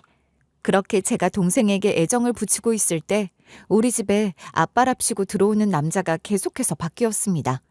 하지만 저는 동생과 달리 그 남자들에겐 정을 주고 싶지 않더라고요. 왜냐하면 아빠라기에는 저랑 동생한테 티끌만큼도 관심이 없었어요. 게다가 엄마한테 들이대거나 수작 부리려는 남자 투성이었죠. 솔직히 아직 어린 제 눈에도 그 남자들은 영 건실해 보이지 않았습니다. 하지만 엄마는 오히려 그런 관심을 즐기는 것 같더라고요. 심지어 저한테 아빠로 인정하라며 강요하기도 했어요. 야, 너는 내 말이 말 같지도 않아? 엄마가 시키면 따라야 할 거 아니야. 괜히 고집 부려서 분위기 삭막하게 만들지 말고 너 내 애인 오면 알아서 웃으면서 인사해. 너 때문에 내 애인이 눈치 봐야겠어? 저는 그냥 엄마 남자친구 사이에 끼고 싶지 않아요. 저한테 아빠는 딱 한 분이란 말이에요. 솔직히 엄마 남자친구도 저한테 관심 없는 거 다 알아요. 그냥 방에 동생 데리고 들어가 있을 테니까 아빠라고 부르라는 말 하지 마세요. 어디서 엄마 말에 토를 달아? 너 진짜 내가 만만해? 그동안 돌아다니기 바빠서 신경을 덜 썼더니 기어오르려고 하네. 나는 너한테 선택권을 주는 게 아니라 명령하는 거야. 말 대꾸하지 말고 아빠라고 불러. 그날 저는 뺨이 뜨거워지도록 얻어맞았습니다. 솔직히 저는 서러워서 입을 틀어막고 엉엉 울기도 했는데요. 그나마 동생은 매맞지 않아서 다행이라고 여기기도 했어요. 그러던 어느 날 처음으로 다정한 아저씨가 우리 집에 들어오게 됐습니다. 단순히 엄마한테만 다정하게 구는 게 아니라 저와 동생까지 살뜰하게 챙겨주시더라고요. 희애 씨한테 이렇게 귀여운 두 딸이 있었구나. 엄마 닮아서 둘 다 예쁘네. 아저씨는 너희 엄마를 사랑하는 사람이야. 아직 너희한테 이상하게 느껴질 수도 있지만 부지런히 노력할 테니 마음 열어줬으면 좋겠다. 아저씨, 저희한텐 잘 보이려고 하지 않으셔도 돼요. 어차피 엄마랑 만나시는 거잖아요. 혹시 방해될까봐 그러시는 거면 걱정하지 마세요. 저희는 여태까지 엄마가 누구를 만나든 반대한 적 없어요. 그런 것 때문에 노력하겠다는 게 아니야. 아저씨는 진심으로 너희랑 잘 지내고 싶어. 갑자기 이렇게 사랑스러운 두 딸이 생겼다니까 설레는데 너희도 눈치 보지 말고 아저씨한테 편하게 대했으면 해. 심지어 저는 난생 처음으로 아저씨표 스파게티도 먹어봤답니다. 아무리 얼어붙었던 마음이라도 이렇게 따스하게 대해주니 녹아내리기 마련이더라고요. 그렇게 저는 아저씨가 퇴근하고 찾아오기만을 기다렸습니다. 그리고 저뿐만 아니라 아직 말을 제대로 못하던 동생까지 아저씨를 반겼어요. 결국 저는 처음으로 엄마의 재혼을 기쁘게 생각하게 된 거죠. 아저씨는 시간이 지날수록 더 좋은 분이라는 걸 깨닫게 해주셨습니다. 항상 진심으로 우리 자매를 안쓰럽게 생각해 주셨거든요. 어쩌면 엄마를 챙기는 것보다도 더욱 저와 동생을 보살펴 주셨다고 해도 과언이 아니었어요. 심지어 비 오는 날에는 직접 우산을 들고 우리 학교 앞까지 데리러 오신 적도 있었답니다. 친구들이 진짜 아빠가 데리러 온 줄 알고 부러워하는데 어깨가 올라가더라고요. 그리고 엄마가 원래 아침밥을 차려주지 않은 분이셨는데요. 아저씨가 직접 부엌에 들어가서 따뜻한 밥과 국을 챙겨주셨어요. 오죽하면 엄마가 농담으로 질투난다고 하실 정도였죠. 진짜 웃긴다 당신. 누가 보면 내가 아니라 당신이 부모인 줄 알겠어. 이러다 나 진짜 질투할지도 몰라. 당신 눈빛이 완전 자기 딸 보는 눈빛이라고. 하루 종일 데이트 나가자고 조르는데도 애들 챙기긴 하고 말이야. 내심 엄마도 양아치스러운 남자들만 만나다가 젠틀하고 매너 있는 아저씨를 만나게 된 게 자랑스러워 보이셨습니다. 그리고 엄마는 이번에도 저한테 아저씨를 아빠라고 부르라며 강요하시더라고요. 하지만 선뜻 아빠라는 말이 입 밖으로 안 나왔어요. 왜냐면 엄마랑 아저씨는 정식으로 재혼한 사이가 아니었거든요. 두 분은 그저 사실혼 관계였고 언제 아저씨가 떠날지 몰랐어요. 그래서 저는 아저씨에게 부담드리고 싶은 마음이 없었습니다. 그동안 엄마가 얼마나 금방 실증내는지 가장 가까이에서 지켜봐왔으니까요. 솔직히 이런 말하면 사연 들으시는 분들이 불효녀라고 손가락질할지도 몰라요. 하지만 저는 엄마랑 비교했을 때 아저씨가 훨씬 아깝게 느껴지기도 했어요. 아직은 아빠라고 부르기 좀 그러네요. 그렇다고 아저씨가 불편하다는 건 절대 아니에요. 그냥 지금 이대로도 너무 좋아요. 항상 감사하게 생각하고 있어요. 나중에 아저씨처럼 좋은 어른이 되고 싶다는 생각도 들거든요. 제가 아빠라는 호칭을 거부하니까 아저씨는 내심 서운해 하시는 것 같았습니다. 하지만 절대로 저랑 동생한테 강요하지는 않으시더라고요. 그럴 수 있지. 아직은 좀 이른가 보다. 갑자기 바뀐 환경이라 적응할 시간이 필요할 거라고 생각해. 괜히 아저씨한테 미안해서 억지로 부르지 않아도 돼. 아저씨를 좋은 어른이라고 생각해 주는 것만으로도 고맙다. 사실 이 당시에 저는 더 이상 산타의 존재를 믿지 않는 아이였습니다. 그런데 그 순간만큼은 아저씨가 산타처럼 느껴지더라고요. 아무런 조건도 없이 저를 따스하게 대해주셨으니까요. 언제나 아저씨와 함께하는 순간이라면 선물 같다고 생각했어요. 심지어 제 인생 처음으로 놀이공원에 간 것도 아저씨가 데려가 주신 덕분이었습니다. 비록 동생은 아직 어려서 같이 가지 못했지만 5손가락 안에 꼽을 수 있을 만큼 행복했어요. 처음에는 놀이기구가 무서워서 눈도 제대로 못 떴는데요. 옆에서 아저씨가 손잡아 주시니 든든하더라고요. 그리고 제가 비명을 지를 때마다 귀엽다며 웃으시더군요. 게다가 아저씨는 제가 손가락으로 가리키는 대로 솜사탕이나 추러스 같은 간식을 모조리 다 사주셨어요. 그리고 귀여운 토끼 머리띠도 사주셔서 하루 종일 쓰고 다녔죠. 사실 엄마랑 아저씨의 데이트에 제가 낀 거라 엄마는 불만이 많으셨는데요. 아저씨는 아랑곳하지 않고 저를 챙겨주셨습니다. 둘이 특별한 데이트 좀 하자고 했더니 특이한 데이트를 만들어버리네. 굳이 왜 애를 데리고 온 거야? 분위기 잡기는커녕 애 비명 소리 듣느라 귀 따가워 죽겠잖아. 얘도 좀 더 크면 지 친구들이랑 알아서 잘 다닐 텐데. 에이, 희애 씨가 그렇게 말하면 진아가 섭섭하잖아. 이왕 놀이공원 오는 건데 어린이를 두고 오면 안 되지. 솔직히 우리 둘보다 진아가 제일 즐겁게 누릴 수 있는 나이잖아. 이제 그만 표정 풀어. 꼭 제가 동화 속 주인공이 된 것 같은 하루였습니다. 이대로 시간이 멈춰버리기를 바랄 정도였으니까요. 그날 집으로 돌아가기 직전까지 아저씨는 아무리 줄이 길어도 제 옆에 서서 같이 기다려주셨고요. 평생 찍을 사진을 다 찍어주셨던 것 같아요. 진짜로 제가 사랑받는 아이가 된 기분이었어요. 이렇게 행복한 시간이 오래 지속되기를 간절히 바라고 있었는데요. 현실은 안타깝게도 무너져버리고 말았습니다. 제가 중학교 2학년이 되었을 때 엄마의 눈빛이 변하기 시작했거든요. 예전처럼 화장대 앞에 앉아 진하게 립스틱을 바르며 웃었고요. 휴대폰 들고 피식피식 웃는 모습이 어쩐지 낯설지 않아 더 불안했습니다. 왜냐하면 그건 엄마가 누군가에게 설렜을 때의 표정이라는 걸 이미 너무 많이 봐온 저였기 때문에 바로 알 수 있었거든요. 이미 말릴 틈도 없이 엄마는 다른 남자에게 눈이 돌아간 것 같더라고요. 철우 씨, 내가 이따가 자기 회사 앞으로 갈 테니까 오늘 저녁 같이 먹자. 아무리 참으려고 해도 보고 싶은 걸 어떡해. 원래 사랑이라는 게 이렇잖아. 당신은 재채기 참을 수 있어? 나도 절대 못 참아. 솔직히 엄마가 너무 철없게 느껴져서 야단치고 싶었습니다. 하지만 상상으로만 몇 번 언성을 높였을 뿐 현실적으로는 불가능한 일이었어요. 그동안 아저씨가 너무 좋은 사람이라 드디어 엄마도 정착했구나 싶어서 마음 놓고 있었기 때문에 청천벽력같이 느껴지더라고요. 그나마 제가 엄마의 바람을 눈치챘을 시점에는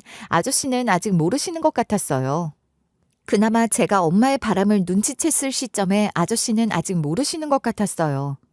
하지만 저는 갈팡질팡 고민할 수밖에 없었죠. 만약 제가 이기적으로 저만 위한다면 엄마의 바람을 눈감았을 거예요. 그런데 아저씨같이 너무 좋은 어른이 차마 뒤통수 맞고 살도록 놔두기 죄송하더라고요. 결국 저는 머리 아픈 고민 끝에 아저씨한테 이실직고 했습니다. 아저씨, 이제 우리 엄마 믿지 마세요. 엄마가 또 다른 남자를 만나고 있어요. 사실 지난주에 알게 됐는데 이제야 말씀드려서 죄송해요. 아저씨랑 헤어져야 하는 게 슬퍼서 고민했어요. 그래도 아저씨는 좋은 분이시니까 다른 좋은 분 만나실 수 있을 거예요. 저는 눈을 질끈 감고 사실을 고백했습니다. 당연히 아저씨의 불호령이 떨어질 거라고 생각했죠. 아무리 인내심 많은 어른이라고 해도 충분히 화날 수 있는 일이니까요. 그런데 아저씨는 이미 알고 계셨더라고요. 오히려 제 머리를 쓰다 주시면서 사과하셨어요. 아이고, 우리 진아가 알아버렸구나. 내가 너한테 어른으로서 너무 미안하다. 아무리 또래보다 성숙하다고 해도 어린데 이런 일을 알게 되다니. 너는 나한테 사과하지 않아도 돼. 네가 잘못한 건 하나도 없다.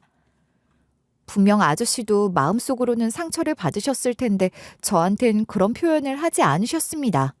사실 아저씨는 이미 눈치채고 계셨음에도 이런 환경에 저랑 동생을 남겨두기 미안해 참고 계신 거였어요. 아직 15년 정도 산 인생이었지만 아저씨처럼 어른다운 어른은 처음이었죠. 그렇게 아저씨가 모른 척하는 나날이 지속되고 있었는데요. 방귀 낀 놈이 성낸다고 하잖아요.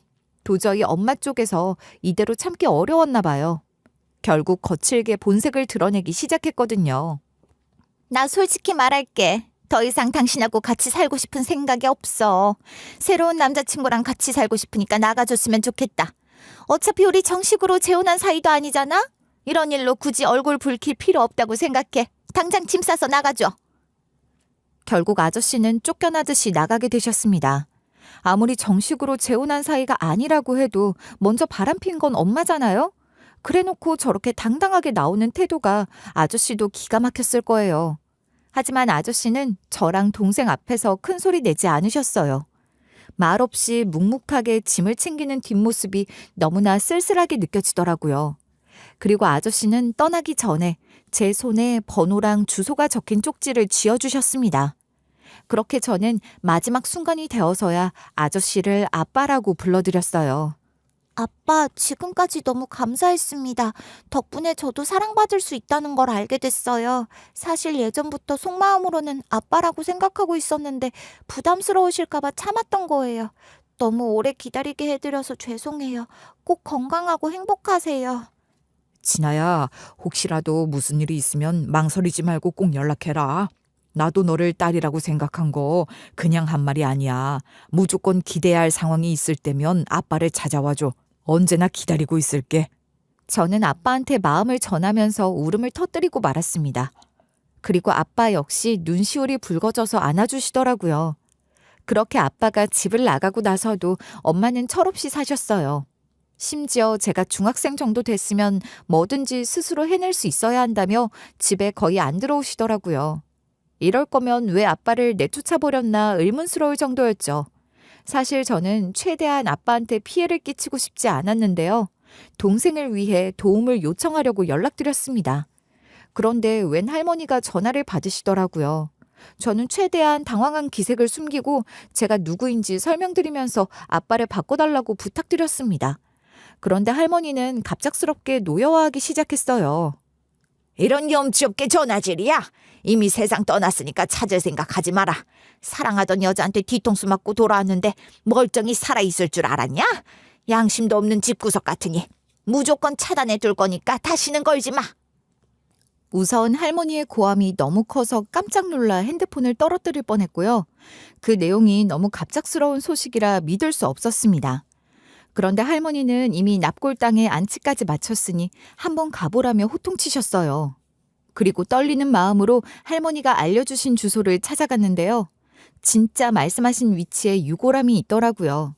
사실 저는 항상 아저씨라고 불렀기 때문에 성함이나 나이도 잘 몰랐거든요. 이때 처음으로 알게 됐습니다. 그리고 아빠의 공간은 딱히 꾸며져 있지도 않아서 너무 외로워 보이더라고요. 그래서 저는 조심스럽게 꽃을 달아드리고 돌아올 수밖에 없었어요. 하지만 동생을 위해서라면 이대로 가만히 있을 수 없었습니다. 어떻게 해서든 먹고 살 방법을 찾아야 했어요. 결국 저는 엄마가 새로 만난다고 했던 남자친구 댁을 찾아갔는데요. 이미 헤어졌다면서 대차게 문전박대 당했습니다. 너 나 알아? 나는 이미 그 여자랑 끝난 사이야. 여기가 어디라고 찾아와? 나는 그냥 네 엄마랑 조금 즐겼을 뿐인데 책임이라도 지라는 거야. 니네 엄마부터가 책임감이라고는 조금도 없는 여자인데 뭘 바라고 왔어? 썩 꺼져! 하도 무섭게 고함 질러서 저는 아무 말도 하지 못하고 집으로 돌아왔습니다. 그리고 몇 개 남지 않는 라면 중 하나를 뜯어 끓여 먹었죠. 계속 똑같은 음식을 먹고 있던 상황이라 질릴만도 한데 워낙 줄인 배를 채우는 거라 꾸역꾸역 들어가긴 하더라고요. 그런데 뜻밖에도 엄마가 집으로 돌아오셨어요. 하지만 반가운 얼굴은 전혀 아니었습니다. 오히려 저승사자 같은 얼굴이었고 분위기 역시 딱 봐도 심상치 않더라고요. 너는 도대체 내 인생에 도움이 안 되는구나. 거기가 어디라고 네가 찾아가. 너 때문에 진작 헤어진 놈한테 잔뜩 핀잔당했잖아. 이딴 식으로 내 자존심에 금이 가게 만들어? 너 같은 건 딸도 아니야. 아무래도 엄마의 전 남자친구가 제가 다녀갔던 이유로 엄마한테 한 소리 한 것 같았습니다. 도저히 저한테 폭언으로 화풀이해도 분이 풀리지 않는다는 듯이 난리를 치더군요. 제가 다 먹지도 못한 라면 냄비를 들고 싱크대에 내팽개쳤고요. 제 옷깃을 잡아 끌면서 비틀고 흔들었습니다. 당연히 저는 엄마한테 힘으로 상대가 안 돼서 휘청거릴 수밖에 없었죠. 게다가 엄마가 거실 테이블을 발로 차는 바람에 컵이 와장창 깨져버리고 말았어요. 심지어 엄마의 눈은 충혈돼 있어서 두려운 마음이 컸던 것 같아요. 그리고 동생까지 자다가 놀라는 바람에 깨서 울더라고요. 그렇게 한바탕 소란이 끝나고 나서 제 마음은 그야말로 처참했습니다. 설마 이렇게까지 엄마한테 중요하지 않은 존재일 줄 몰랐어요. 결국 저는 고민 끝에 엄마가 잠든 틈을 타서 동생을 안아들고 가출했습니다. 그리고 떨리는 마음으로 보육원을 찾아갔어요. 다행히 중학생도 입소를 받아주는 곳이라서 얼마나 마음이 놓였는지 몰라요. 진아야, 동생까지 데리고 고생 많았지. 여기가 뭐 넉넉한 곳은 아니지만 마음만은 따뜻하게 품어줄 수 있어. 이젠 편하게 있어도 돼. 너무 긴장하지 말고 네가 쉴 수 있는 공간이라고 생각해. 그렇게 저는 공부도 하고 동생도 챙기면서 지낼 수 있었습니다. 솔직히 엄마가 아무리 그래도 친딸 둘을 찾으러 오시지 않을까 하는 기대도 내심 있었거든요. 하지만 엄마는 도저히 데리러 오지 않으시더라고요. 그러고 시간은 부지런히 흘러 제가 20살을 앞두고 보육원에서 나오게 됐는데요. 동생은 아직 초등학생인데다가 제가 먹여 살릴 수 있는 환경이 아니니 두고 나왔어요. 대신 주기적으로 보육원에 방문해서 동생이 안심할 수 있도록 챙겼죠. 언니, 많이 힘들어? 어떻게 살이 더 빠진 것 같은데 괜찮은 거야? 괜히 나보러 오지 말고 언니도 주말에는 쉬어야 할 것 같아. 이러다가 언니가 아프게 될까 봐 그게 더 걱정스러워. 나는 여기서 잘 지내고 있잖아. 됐어. 어차피 다이어트도 되고 괜찮아. 너라도 보러 오니까 내가 힘낼 수 있는 거야. 너야말로 내 걱정하지 말고 친구들이랑 잘 지내고 선생님 말씀 잘 들어. 언니는 다음 주에 또 올 거니까 그때까지 잘 있어야 돼. 우리 자매는 워낙 서로 의지하면서 자랐기 때문에 돈독했습니다. 때때로 성숙하게 저를 위로하는 모습을 보면 안쓰러운 마음도 들더라고요. 그래서 동생 앞에선 일부러 하나도 힘들지 않은 척했어요. 하지만 세상은 결코 호락호락하지 않더라고요. 나름 어릴 때부터 다사다난했기 때문에 험난한 세상을 버틸 자신이 있다고 믿었거든요. 하지만 생각보다 쉽지 않은 일투성이었습니다. 이제 막 새로운 일을 배우는 건데도 매번 서툴다는 이유로 혼나서 하루 만에 잘리기 일쑤였어요. 결국 저는 고민 끝에 엄마랑 살던 집을 찾아갔습니다. 5년 전에 살던 집이라 이미 이사 가지 않았을까 싶기는 했는데요. 제가 자라온 곳이라 그런지 발이 움직이더라고요. 그런데 놀랍게도 엄마는 그대로 그 집에 머물고 계셨습니다. 여전히 만취에 늘어져 있었고 남자를 찾으며 살아가고 있더군요. 그나마 엄마도 나이를 먹어서 그런지 예전처럼 밖을 나돌지는 않는 것 같았어요. 그리고 가장 놀라웠던 건 엄마가 저를 반겨줬다는 거였죠. 진아야, 그동안 어떻게 지낸 거야? 너 잃고 나서 내가 반성 많이 했다. 엄마라는 게 자식 제대로 보살피지도 못하고 얼마나 후회스러웠는지 몰라. 네가 너무 고생을 많이 한 것 같아서 죄스럽더라. 엄마는 오열하면서 저를 끌어안아 주셨습니다. 많이 후회하시는 기색이 느껴지더라고요. 그러니까 저도 저절로 눈물이 흐르는 것 같았습니다. 사실은 엄마도 저를 딸이라고 생각하기는 했다는 것을 깨달아서 그랬나 봐요. 그렇게 저는 동생을 보육원에서 빼오고 집으로 데려왔어요. 그러고 나서 다시 한번 용기를 내 아르바이트를 구하러 다녔죠. 비록 몸은 힘들었지만 돈을 모으고 있다는 사실이 뿌듯하더라고요. 그러던 어느 날 청천벽력 같은 소식이 떨어졌습니다. 아니, 제가 신용불량자가 됐단 거예요. 최대한 안 쓰고 모으기만 하던 저로서는 눈앞이 캄캄해지는 일이었죠. 그런데 알고 보니 엄마가 제 명의로 대출을 받았더라고요. 감히 제가 갚을 수 있을 거라고 기대할 수 없는 돈이었어요. 엄마, 도대체 이게 뭐예요? 어떻게 저한테 한마디 말도 없이 대출을 받으실 수 있어요? 이 돈 어디에 쓰신 건데요? 안 그래도 살기 빠듯한데 어떻게 딸한테 빚을 지게 만드실 수 있어요? 진짜 저를 딸로 생각하시는 게 맞긴 해요? 야, 너 어디서 큰 소리야? 아직 젊기만 한 게 그냥 일해서 돈 벌면 갚을 수 있잖아. 너 낳아준 엄마한테 이 정도도 못 해줘? 누가 그렇게 눈을 희번뜩하게 뜨래? 어차피 갚으면 되는 건데 과하게 반응하지 마라. 제가 울분을 토하는데도 엄마는 적반하장으로 나왔습니다. 어떻게든 열심히 살아가 보려고 노력하는데 이러니까 정말 절망적이더라고요. 그저 울음밖에 안 나왔죠. 솔직히 희망이 없어서 스스로 인생을 끝내버려야겠다는 생각이 들었어요. 그런데 그 찰나에 아빠가 생각나더라고요. 저는 마지막으로 인사하고 간단 마음으로 납골당을 찾아갔습니다. 그리고 예전에 놀이공원 갔을 때 같이 찍었던 사진을 유리에 붙여두려고 했죠. 이제는 저도 세상을 떠날 거니까요. 그런데 제 동생 또래 어떤 꼬맹이가 사진을 가리키면서 묻더라고요. 이 사진 왜 붙이는 거예요? 도대체 누구시길래 우리 아빠랑 똑같이 생겼어요? 일부러 우리 아빠랑 똑같이 생긴 아저씨 사진 붙이는 거예요? 누나는 우리 아빠랑 아는 사이인가요? 꼬맹이는 일부러 저에게 장난을 걸어오는 것도 아니었습니다. 분명히 웃음기 하나 없이 진지한 기색이었거든요. 그래서 더욱더 저는 깜짝 놀랄 수밖에 없었어요. 아무래도 엄마한테 저랑 동생이 있었던 것처럼 아빠에게도 따로 자식이 있으셨나 싶더라고요. 하지만 아빠가 만약 자식을 키우고 계셨다면 우리 모녀랑 같이 지내기 어려우셨을 거예요. 저는 혼란스러우면서도 눈앞의 꼬맹이가 혹시 친자일까봐 아빠라는 호칭을 삼갔어요. 누나는 이 아저씨한테 도움을 많이 받았어. 그래서 감사하단 인사를 전하러 온 거야. 이분이 너희 아빠셔? 진짜 훌륭하신 분이니까 네가 아름답게 추억했으면 좋겠다. 내가 살면서 본 어른 중에 가장 따스하셨거든. 그래요? 이런 이야기는 엄마한테나 할머니한테도 들어본 적 없어서 신기하네요. 우리 아빠가 그렇게 훌륭한 분이셨구나. 저는 이제 갈 거니까 누나가 우리 아빠 심심하지 않게 이야기 잘해주세요. 꼬맹이는 고개를 갸웃거리면서도 제 해명을 수긍한 것 같았습니다. 그리고 조용히 자리에서 일어나 뒤돌아 나가더라고요. 어차피 저는 인생의 마지막일 테니까 좀 더 아빠를 보면서 마음을 정리하기로 했어요. 이제 곧 세상을 등질 건데 이 정도 욕심은 내고 싶었거든요. 아빠, 이제 만날 수 있겠네요. 짧은 인생을 돌이켜보면 헛웃음이 나올 정도로 고통스러운 일이 많았는데 아빠 덕분에 좋은 추억도 있었어요. 분명 아빠 같은 어른이 더 많이 계셨다면 저는 지금쯤 다른 인생을 살고 있었을 거예요. 그래도 감사드려요. 저는 지난 기억을 되새기면서 눈물을 흘렸습니다. 그래도 나쁜 일들만 있었던 것은 아니라서 다행이라는 생각이 들더군요. 그렇게 저는 마음을 추스리고 납골당 밖으로 나왔는데요. 앞에 벤츠가 5대나 서더라고요. 처음에는 그냥 이 근처에 부유한 사람이 세상을 떠났나 보다 싶었습니다. 당연히 저랑은 관련 없는 상황이라고 생각했거든요.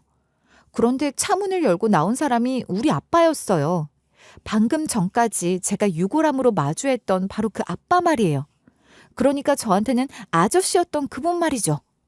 진아야, 우리 딸이 이렇게 자랐구나. 이렇게 다시 만나게 될 줄은 몰랐다. 그동안 어떻게 살았어? 내 딸 항상 그립고 보고 싶었단다. 어떻게 네가 여기로 오게 된 거야? 다시는 못 보고 살까봐 가슴에 담아두고 있었는데. 하도 감정적으로 충격을 받아서 제가 헛것을 보는 줄 알았는데요. 아빠는 예전에 제가 알던 모습 그대로 어떻게 이렇게 자랐냐며 달려와 안아주셨습니다. 심지어 저를 감싸 안아주는 듬직한 품도 어릴 때를 떠올리게 만들더라고요. 당연히 저는 눈물이 왈칵 쏟아지는 것을 멈출 수 없었어요. 감히 기대하지도 않았던 재회였던 데다가 세상에서 가장 보고 싶었던 사람을 다시 만났다는 생각에 무너지는 것 같았거든요. 아빠 돌아가신 거 아니었어요? 저는 분명 그렇게 들었는데요. 예전에 아빠한테 전화 걸었을 때 전화 받으셨던 할머니가 말씀해 주셨어요. 이 납골당 유골함 위치도 할머니 말씀대로였고요. 분명 저는 아빠가 이미 세상을 떠난 걸로 알고 지내왔고 심지어 통화 속 할머니가 언급하신 대로였는데 도대체 이게 어찌된 영문인지 어리둥절하더라고요. 그런데 아빠 역시 당황스러우신 것 같았습니다. 내가 이미 죽은 줄 알고 있었다고? 나는 여태까지 죽을 위기는커녕 별탈 없이 지내왔다. 오히려 네가 연락 한 통 없길래 네 엄마가 만났다던 새로운 남자랑 잘 지내고 있는 줄 알았어. 도대체 전화는 언제 했던 건데? 아빠는 아예 제가 전화를 걸었다는 사실조차 모르고 계셨습니다. 게다가 제가 꺼냈던 사진을 보고 본인 아빠랑 똑같이 생겼다고 했던 꼬맹이는 아빠의 조카라고 하더라고요. 아무래도 형제끼리 너무 닮아서 꼬맹이가 착각했던 거예요. 그리고 제가 전화를 걸었던 시점을 알려드리니 아빠 입장에서는 형을 떠나보낸 지 얼마 되지 않았을 때였다고 했습니다. 그래서 아빠는 저를 찾아올 생각도 못 하시고 형수와 조카를 위해 일에 매진했다고 하더라고요. 원래 형이 회사 밑에서 일하고 계셨는데 하루아침에 빈자리를 채우셔야 했으니까요. 네가 아무한테나 도와달라고 손 내미는 편도 아니고 분명 고민하다가 전화를 걸었을 텐데 내가 여태 몰랐구나. 그렇게 자신만만하게 의지하라고 해놓고 정작 필요할 때 아무런 도움이 되지 못한 것 같아서 미안하다. 나는 아빠 자격이 없는 사람이야. 아니에요. 제 인생에서 가장 행복했던 기억은 전부 아빠가 주신 거예요. 비록 제가 아빠의 피를 물려받은 친딸은 아니지만 진심으로 감사하게 생각해요. 만약 제가 인생을 성공해서 보답할 수 있다면 무조건 아빠부터 은혜를 갚고 싶을 만큼이에요. 함께한 시간이 길지 않았는데도 네가 이렇게 소중하게 추억해줘서 고맙구나. 나도 너를 키웠던 시간은 절대로 잊을 수 없었어. 언젠가 다시 만나게 된다면 더 잘해주고 싶단 생각뿐이었다. 저절로 마음이 갈 수밖에 없는 딸이었거든. 솔직히 저는 아빠한테 피 한 방울 안 섞인 딸이잖아요. 심지어 같이 살았던 기간도 몇 년밖에 안 되는 사이였죠. 그런데도 아빠는 진짜 딸을 만난 것처럼 반가워하시고 뭉클해하셨습니다. 계속해서 제 손을 어루만지고 뺨을 쓰다듬어 주시면서 울먹이시더라고요. 저 역시 눈물을 참을 수 없어서 흐느낄 수밖에 없었어요. 그리고 아빠는 저를 차에 태워 댁으로 데려가셨습니다. 그때까지도 꿈을 꾸는 듯한 기분이 들더라고요. 아무래도 제가 이토록 비싼 차 안에 당당하게 탑승했다는 것도 믿기지 않았으니까요. 그리고 아빠는 제가 그동안 어떻게 살았는지 많이 궁금해하셨습니다.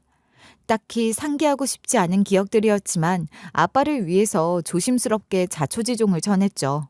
그렇게 제가 착잡한 목소리로 하나둘씩 근황을 꺼내놓으니 아빠는 순식간에 얼굴이 불그락 푸르락해지셨어요. 사실 오늘이 제 인생의 마지막 날이 될 거라고 생각해서 아빠 납골당에 찾아온 거였어요. 아무리 고생스러워도 아빠랑 함께했던 기억은 좋았거든요. 꼭 감사하다는 인사를 전하고 싶었어요. 설마 이렇게 살아계실 줄은 몰랐는데 하마터면 억울할 뻔했네요. 어떻게 그 여자는 여전히 철없이 살고 변함없이 자식한테 피해를 끼칠 수 있는 거냐? 아니, 딸들이 보육원에서 자라다가 돌아왔는데도 반성은 없이 빚까지 떠안겨줬단 거야? 그러고도 엄마가 맞긴 해? 아빠는 불같이 분노하셨고 금방이라도 엄마의 멱살을 잡을 것 같은 눈빛을 보내셨습니다. 그리고 아빠는 이대로 제가 인생을 포기하지 않도록 도와주겠다며 선언하셨어요.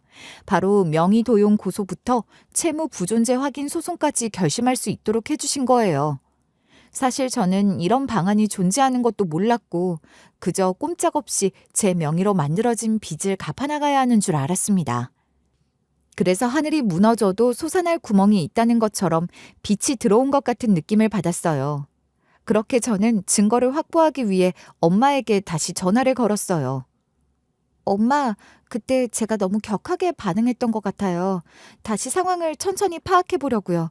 이미 벌어진 일인데 마냥 좌절하고 있을 순 없잖아요. 그러니까 엄마는 제 서류를 이용해서 마음대로 대출을 받으신 거죠? 그래, 별걸 다 확인하네. 너 어차피 아르바이트 하고 있어서 금방 돈 또 모을 거니까 빌린 것뿐이다. 가족끼리 뭐 이런 것까지 일일이 동의를 받아야 돼? 그냥 좀 도와줄 수 있는 거 아니야? 괜히 빡빡하게 굴지 말라고. 여전히 천하태평한 목소리로 뻔뻔하게 나오는 엄마를 생각하면 속이 뒤집혔습니다. 하지만 저는 최대한 침착하게 대응했어요. 이미 용서하는 척하면서 제가 대출받은 당사자가 아니라 엄마가 마음대로 대출받은 거라는 녹취를 따낸 거죠. 그리고 그 대출받은 시점에 저는 실제로 아르바이트 중이었다는 근무 기록과 CCTV까지 확보했어요. 전부 아빠 덕분에 부지런히 움직일 수 있었던 거예요. 진아야, 너한테는 아빠가 있잖아. 절대로 혼자 감당해야 한다고 겁먹지 말거라. 무슨 일이 있어도 네가 다치지 않도록 지켜주겠다고 약속할게. 그 여자가 다시는 엄마라는 이유로 너한테 소나기 뻗지 못하도록 내가 네 앞에 있을 거다. 결국 엄마는 집행유예를 선고받았고 벌금과 피해 변제까지 명령받았습니다. 하지만 엄마는 그렇게 일이 터지고 나서도 끝끝내 정신을 못 차리더라고요. 분명 자기가 저지른 죄값을 치러야 하는 상황인데 제 탓하려고 했거든요. 어떻게 배 아파서 너를 낳아준 엄마 뒤통수를 칠 수가 있어. 남들은 효도한다고 해외여행 보내주고 가방 사준다던데 너는 네 엄마를 사지로 몰아넣어? 내가 너 절대로 용서 안 해. 너 낳고 먹은 미역국이 제일 후회스럽다. 엄마는 분노를 참지 못해서 고함을 지르고 본인 머리채를 쥐어뜯으면서 난리를 쳤습니다. 하지만 아빠가 극대노하면서 저를 보호해 주시더라고요. 당신이 진아한테 유일하게 잘해준 건 나랑 만날 수 있게 해줬다는 것뿐이야. 그것 말고는 떳떳하게 말할 수 있는 게 뭐가 있어. 세상에 낳아놓기만 하고 방치하면 다냐고. 이제 와서 부모 노릇할 생각하지 말고 평생 반성해. 이제 진아는 내 딸이야. 아무리 아빠가 공격적으로 나와도 아빠는 눈 하나 깜짝하지 않으셨습니다. 예전에는 두 분이 서로 사랑했기 때문에 엄마도 아빠가 이렇게 단호하게 나오시는 건 처음 보는 것 같더라고요. 결국 엄마도 아빠의 기세에 쫄아서 말을 잃으셨거든요. 그렇게 엄마는 이제 더 이상 남자들한테 빌붙어 살지도 못하고 일용직을 전전하면서 살고 계시다고 했어요. 아무래도 어디 가서 내밀 수 있는 경력이 있는 것도 아니다 보니 새벽마다 나가서 아파트 청소를 하시거나 인력시장 앞에 줄을 서 있다가 불려가서 허드렛 일을 하신다고 하더라고요. 심지어 장갑도 제대로 끼지 않은 채로 시멘트 자루를 나르고 비닐하우스 철거 현장에서 먼지구덩이 속을 버티기도 하셨대요. 예전에는 남자들한테 밥 한 끼 사달라며 애교 부리면 뭐든 해결됐지만 이제는 누구한테도 감히 기댈 수 있는 상황이 아니었던 거죠. 이걸 제가 어떻게 아냐고요? 엄마는 몸으로 직접 고생해 보시고 나서 정신 차리셨는지 저한테 사과하러 찾아오셨습니다. 내가 이 나이 먹고 이제야 이런 말을 꺼내는 게 얼마나 우스워 보일지 안다. 그래도 너한테 직접 사과를 해야 할 것 같아서 왔어. 나한테도 세상이 이렇게 만만하지 않고 무거운데 너한테는 얼마나 막막했을지 미안하다. 무책임하게 나와서 정말 반성하고 있어. 이제 와서 이런 말을 하셔도 지난 세월이 없어지지는 않아요. 분명 제가 기회를 드렸는데도 엄마는 뒤통수를 치셨잖아요. 피 한 방울 안 섞인 남들도 제 인생을 들으면 안타까워할 거예요. 이제는 그냥 고아라고 생각할 테니까 엄마도 자식 없다고 생각하세요. 어떻게 지내시든 궁금하지 않네요. 엄마의 진심 어린 사과에도 저는 차갑게 대꾸했습니다. 그러자 엄마는 차마 오열하지도 못하시고 조용히 눈물을 훔치시더라고요. 그리고 사연을 들으시는 분들이 신기하다고 생각하실 수도 있는데요. 저는 여전히 아빠랑 자주 만나면서 사이좋게 지내고 있습니다. 아무래도 아빠가 결혼하지 않고 지내셔서 저랑 동생을 진짜 딸처럼 생각해 주시는 것 같아요. 일부러 주말이면 시간 내서 찾아오셔서 같이 장도 보고 손수 요리도 해주신답니다. 가끔은 저 대신 동생을 데리고 나가 영화관도 가시고요. 한강공원에 돗자리 깔고 라면 끓여주시면서 따뜻한 추억을 선사해 주세요. 물론 저도 너무나 행복하지만 동생이 활짝 웃는 모습을 보게 되니 얼마나 기쁜지 모르겠어요. 아무래도 동생 역시 범상치 않은 일을 겪으며 성장했으니까요. 요즘 우리 딸 둘 다 볼살이 올라서 예쁘구나. 괜히 살 빼려고 전전긍긍하지 마라. 건강이 최고인 법이니까 너희는 이제 마음 놓고 행복을 누릴 줄 알아야 돼. 그동안 고생 많이 했으니까 아빠가 최고로 즐겁게 만들어주고 싶다. 이러다가 굴러다닐지도 모르겠는데요. 이미 마음이 풍요로워서 더 바랄 것도 없어요. 우리 둘은 충분히 기쁘게 지내고 있으니 아빠도 건강 잘 챙기세요. 아빠가 곁에 오래 계셔주시는 게 무엇보다 소중하거든요. 아빠가 진심으로 우리 자매를 아껴주실 때마다 가슴이 찌르르하게 뭉클해집니다. 그리고 저는 할머니한테도 사과를 받았어요. 내가 그때 말을 참 경솔하게 했던 것 같다. 네 엄마가 잘못한 건데 왜 너한테 화풀이한 건지. 그때 우리 아들이 애 둘 딸린 이혼녀 만나다가 돌아온 것도 기가 막혔는데 혼사길까지 막혀버릴까 봐 걱정이 많았던 것 같구나. 어차피 지금까지 스스로 장가 안 갈 줄 알았다면 너한테 나쁘게 굴지 않았을 텐데. 할머니, 저는 진짜로 괜찮아요. 충분히 이해할 수 있는 부분이라고 생각하거든요. 오히려 제가 친손녀도 아닌데 사과해 주셔서 감사해요. 이제는 다 지나간 일이니까 마음에 담아두지 마세요. 원래 가족은 서로 이해해주는 법이니까요. 할머니는 단순히 말로만 우리 자매를 받아주신 게 아니었습니다. 제 동생이 성인이 될 때까지 많이 돌봐주셨거든요. 물론 연세가 있으셔서 아침부터 밤까지 데리고 계시는 건 아니었고요. 제가 집을 비워야 하는 시간 동안 동생의 저녁을 챙겨주시거나 댁에 머물 수 있도록 해주신 거였어요. 그리고 지금까지도 제 동생과 할머니는 서로 돈독해서 둘만의 시간을 보내고 오기도 한답니다. 언니, 오늘 나 할머니랑 만나서 팥죽 먹기로 약속했으니까 저녁 알아서 혼자 먹어. 여태까지 먹어본 팥죽은 생각이 나지도 않을 정도로 맛있는 곳이래. 지난번부터 예약해두고 기다린 곳이라 떨려. 너 이제 나보다 할머니랑 지내는 걸 좋아하는 것 같다. 할머니랑 조심히 다녀오고 든든하게 먹고 와. 할머니가 너를 편하게 생각하시고 예뻐하시는 것 같아서 보기 좋다. 다음에 또 이런 약속 있으면 내 걱정 말고 다녀와. 비록 우리 자매가 엄마에 대한 정은 없이 자랐지만 인복은 넉넉한 것 같지 않나요? 게다가 저는 아빠의 도움으로 동생과 둘이 충분히 여유롭게 지낼 수 있을 만한 집을 얻었어요. 그리고 늦게나마 대학까지 진학할 수 있었죠. 이만큼 나이를 먹고 새내기가 되었다는 사실이 쑥스럽기도 하지만 두근거리기도 하더라고요. 아무래도 제 인생에서 기대할 수 없을 것 같던 도전을 하게 된 거니까요. 아빠, 지금까지 저를 키워주신 걸로도 충분히 감사한데 제가 미래를 기대해 볼 수 있도록 지원해 주셔서 감사해요. 어떻게 해야 이 은혜를 전부 다 갚을 수 있을지 모르겠어요. 차근차근 고민해 볼 테니까 앞으로도 함께 해주세요. 원래 아빠라는 사람들은 자식한테 뭐든 해주고 싶은 법이다. 너는 그 예전에 처음 만났을 때부터 내 딸이었다는 거 잊지 마라. 항상 내가 주는 사랑을 당연하게 생각하지 않아줘서 더 고맙구나. 이렇게 사연을 쓰다 보니 다시 한번 아빠에게 감사드리고 싶은 마음이 크네요. 분명 저는 아빠랑 피 한 방울 섞이지 않았지만 이런 사랑을 받을 수 있어서 감사합니다. 앞으로는 제가 아빠에게 기댈 수 있는 딸이 되고 싶어요. 이렇게 받은 사랑을 또 누군가에게 돌려주는 것이 바로 은혜를 갚는 길이 아닐까 하는데요. 진정한 인생 역전이란 눈물 흘리며 바닥치고 있더라도 옆에서 손 내밀어주는 사람을 만나는 거라고 생각해요. 그러니 여러분들도 주변에 누가 있는지 한번 둘러보시기를 바랍니다.